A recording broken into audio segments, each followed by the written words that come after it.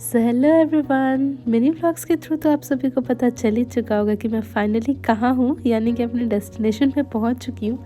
लेकिन काफ़ी कुछ मिनी व्लॉग्स में दिखा नहीं पा रही थी, तो मैंने सोचा कि पूरे ट्रिप की एक कंप्लीट वीडियो ही बना लेते हैं। तो स्टेशन से उतरने के बाद वहाँ पे हमारी कैब आती है होटल से, हमें पिक करती है और हमें होटल पहुँचाती है, जहाँ हम नहा के रेडी हो जाते हैं और कुछ थोड़े मोड़े कपड़े और चीज़ें जो कि हमें पूजा के लिए चेंज करने थे वो लेके हम निकल जाते हैं। पहले होटल हम कुछ खाना खाते हैं, क्योंकि अब हमें आगे 14 किलोमीटर की पूरी ट्रैक कंप्लीट करनी थी, जिसके लिए तो एनर्जी चाहिए ही थी।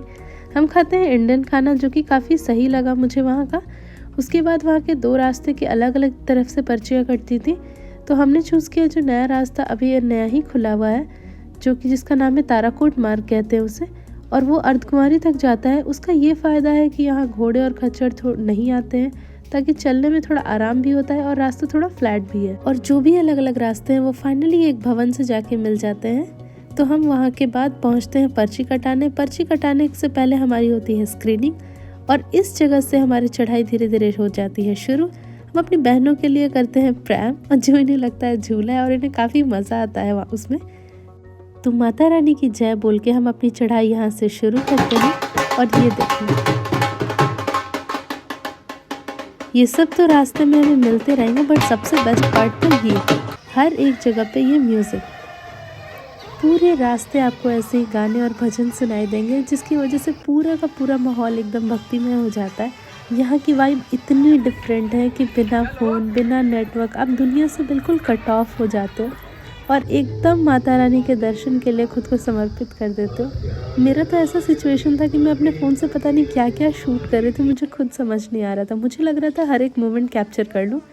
खैर, यही सब सोचते और बातें करते करते, कैप्चर करते करते हम पहुँच जाते हैं यहाँ पे। गुलशन कुमार के नाम से एक लंगर चलता है, जो कि टी सीरीज़ की तरफ से है। तो हमने सोचा चलो इसी बहाने हम कुछ खा पी लेंगे और आप सभी को दिखा भी देंगे कि यहाँ क्या मिलता है। आज हम पहुँचे तो यहाँ पे चावल दाल था। यहाँ का रूल यही था कि आपको खुद से अपनी प्लेटें खाने के बाद धोनी है, ग्लासेस वगैरह सब कुछ 3 बार धुलता है, तो हाइजीन तो प्रॉपर है बिल्कुल। यहाँ आप यहाँ खाना ट्राई कर सकते हो।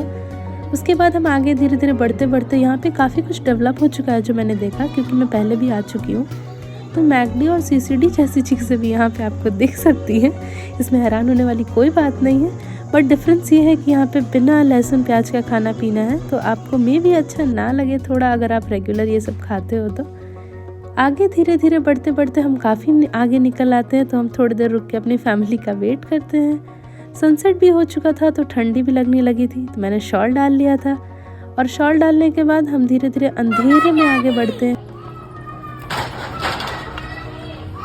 और फाइनली हमें भवन के दर्शन होते हैं। भवन पहुंचने के बाद यहाँ की भीड़ से आप अंदाज़ा लगा सकते हो कि नवरात्रि में इतनी भीड़ जानते हुए भी लोगों के अंदर कितनी श्रद्धा और आस्था है कि वो छोटे छोटे बच्चे भी गोद में लेकर आए हुए हैं माता रानी के दर्शन के लिए। और डेकोरेशन का तो मैं क्या ही बोलूँ, मैं बिल्कुल स्पीचलेस हूँ, मैं कुछ कहूँगी नहीं, आप ये खुद देख सकते हैं। और कंप्लीट डेकोरेशन की वीडियो मैंने अपने चैनल पे अपलोड कर रखी है अलग से, जो कि आप जाके चेकआउट कर सकते हैं। फ़िलहाल तो मैं खुद इस नज़ारे को कैप्चर करने में बिज़ी थी। मैं अपनी फैमिली से डांट भी खा चुकी थी इस चीज़ के लिए। उसके बाद हमारा फ़ोन हो जाता है क्लॉक रूम में जमा, तो इसके आगे तो मैं कैप्चर नहीं कर पाई थी, क्योंकि वहाँ के आगे अब हमें लाइन में लगना था दर्शन के लिए। खैर, जितना भी था जो भी था, काफ़ी खूबसूरत था और काफ़ी प्यारा था। हर चीज़ कैप्चर करने के लिए नहीं, कुछ चीज़ें खुद एंजॉय करने के लिए होती हैं। इतनी ठंड में भी नहा वहाँ के कपड़े चेंज करके हम लाइन में लग के 3 घंटे, उसके बाद दर्शन होते हैं हमें माता रानी के। फिर हम थोड़ी देर 1-2 घंटे के आसपास वहाँ आराम करते हैं, और उसके बाद हम वापस नीचे उतरना शुरू कर देते हैं, क्योंकि लेट करने से कोई फ़ायदा था नहीं, हमें और थकान होती। तो हम रात को 2 बजे से ही नीचे उतरना शुरू कर देते हैं, और सुबह 6-7 बजे के आसपास हम फाइनली नीचे उतर जाते हैं। नीचे उतरकर हम वहाँ से जाते हैं होटल, और हमें बिल्कुल होश नहीं था उसके आगे। So that's it for the vlog. Bye bye.